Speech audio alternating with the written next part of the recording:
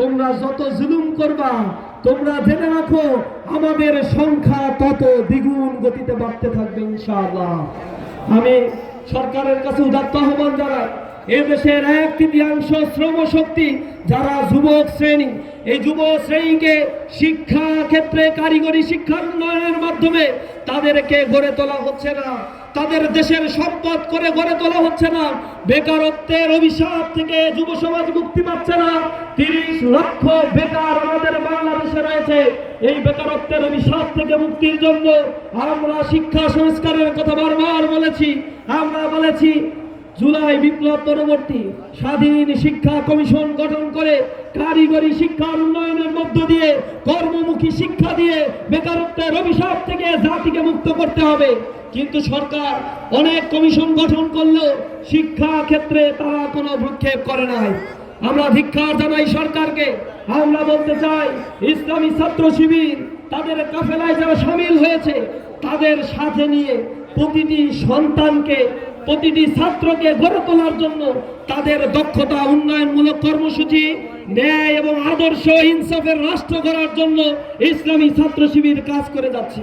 এজন্য আমরা আমাদের স্লোগান নির্ধারণ করেছি, মেধা, সততা ও দেশপ্রেমে গড়ি আমার প্রিয় বাংলাদেশ। আমরা যদি মেধাকে কাজে লাগাতে পারি, সততা যদি আমাদের অন্তরে থাকে, দেশপ্রেম বুকে নিয়ে আমার এই সোনার বাংলাদেশ আমরা গড়ে তুলবো ইনশাআল্লাহ। আগামী 12ই ফেব্রুয়ারি ঐতিহাসিক জাতীয় সংসদ নির্বাচন এবং হ্যাঁ ভোটের রায়ের জন্য গণভোট অনুষ্ঠিত হবে।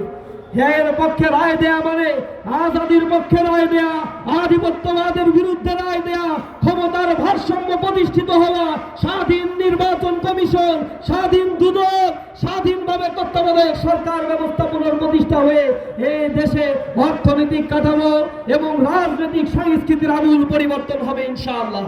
সুতরাং আগামী জাতীয় নির্বাচনে আমরা তাদেরকেই নির্বাচিত করার জন্য মাঠে ঘাটে আমাদের পরিশ্রম দিব, যারা এ দেশের পরীক্ষিত সন্তান হিসেবে এ দেশের স্বাধীনতার সার্বভৌমত্ব রক্ষায় ভূমিকা রেখেছে, যারা ভারতে গিয়ে পালায়নি, যারা লন্ডনে গিয়ে পালায়নি, যারা নির্যাতনের শিকার হয়ে এই ভূখণ্ডেই ছিল, তাদেরকেই এখন আবার ট্যাগ দিয়ে আবার এই দেশের মধ্যে বিভাজন করা হচ্ছে।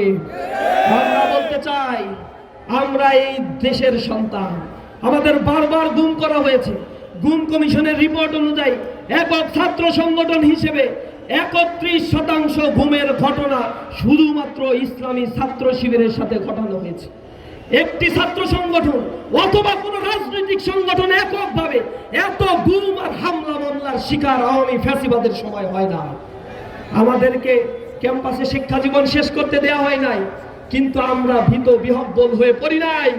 আমরা স্বাধীনতার জন্য, এদেশকে মুক্ত করার জন্য লড়াই করে গিয়েছি।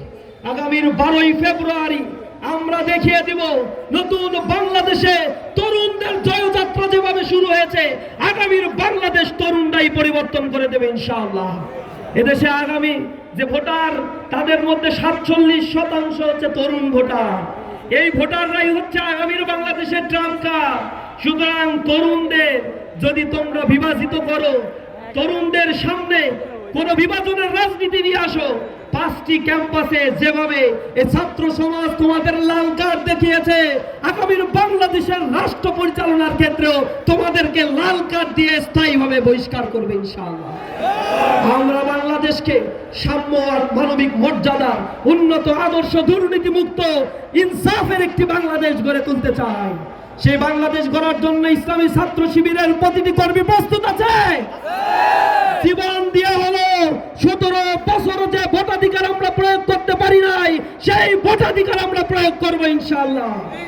ভোট নিজে দিব, ভোট গণনা করে এরপর ফলাফল নিয়ে আমরা বাসায় ফিরবো ইনশাআল্লাহ। কেউ যদি ভোট কেন্দ্র দখল করতে আসে, আপনারা কি করবেন? আপনারা কি করবেন? আপনারা কি করবেন? ঘুমিয়ে থাকবেন? ঘুমিয়ে থাকবেন? এ হাওয়ার গতি এখন বদলাতে শুরু করেছে।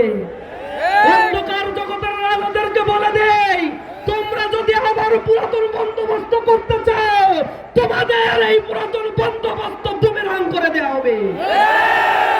এ সন্তানেরা শহীদ তিতুমীর, শহীদ আলী রায়হান, শহীদ আবু সাইদের উত্তরসূরি।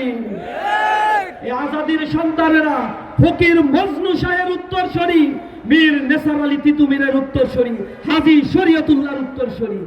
তারা জীবন দিতে শিখেছে, নিজেদের সম্মান মর্যাদার অধিকার দিতে শেখে না। আমরা সর্বোপরি বলতে চাই, আগামীর বাংলাদেশকে গড়ে তোলার জন্য ইসলামী ছাত্র শিবির প্রতিটি বাংলাদেশের প্রতিটি আঙিনাগুলোতে ইনসাফের পক্ষে রায় দেওয়ার জন্য জনমত করে তুলে আগামীর নতুন বাংলাদেশের যাত্রায় আমরা অগ্রণী ভূমিকা পালন করবো ইনশাআল্লাহ। সকলে পারবো তো? এটাই আমাদের প্রতিষ্ঠা বার্ষিকীর অঙ্গীকার। ইসলামী ছাত্র শিবিরে এই যাত্রা চিরন্তন অনন্ত। আমাদের যদি কেউ বলে তোমরা তোমাদের লক্ষ্য কি, কোথায় পৌঁছাতে চাও, আমরা বলবো আমাদের লক্ষ্য প্রিয় জান্নাত। ওই জান্নাতের ঠিকানায় পৌঁছানোর আগ পর্যন্ত আমাদের এই যাত্রাই চলবেই চলবে ইনশাআল্লাহ। দুর্গম গিরি কান্তার মরু দুস্তার পরভার হে, লঙ্ঘিতে হবে রাত্রি নিশীতে যাত্রীরা হুঁশিয়ার, যাত্রীরা হুঁশিয়ার। দুলিতেছে তরি, ফুলিতেছে জল, ভুলিতেছে মাঝি পথ, ছিড়িয়াছে পাল, কে ধরিবে হাল, আছে কার হিম্মত? ছাত্র শিবিরের হিম্মত আছে? দেখিয়ে দাও পৃথিবীর সকল মানবতাকে, ইসলামী ছাত্র শিবির মানবতার জন্য জীবন দিতেও প্রস্তুত আছে ইনশাআল্লাহ। সকলকে আজকের এই প্রোগ্রামে উপস্থিত থাকার জন্য ধন্যবাদ জানিয়ে আমাদের কর্মসূচি শেষ করছি। আমাদের বিকেলে আইডিয়া কন্টেস্ট আছে জগন্নাথ বিশ্ববিদ্যালয়ে। দেখবেন সারা বাংলাদেশের তরুণরা তাদের নতুন নতুন আইডিয়া নিয়ে কিভাবে এই বাংলাদেশকে তারা বদলে দেবে, তার আইডিয়া ইসলামী ছাত্র শিবির প্রেজেন্ট করবে। কিভাবে দেশ গড়বে, দুর্নীতিমুক্ত এই পৃথিবী গড়ে তুলবে, তার আইডিয়া নিয়ে ইসলামী ছাত্র শিবিরের আয়োজন করছে।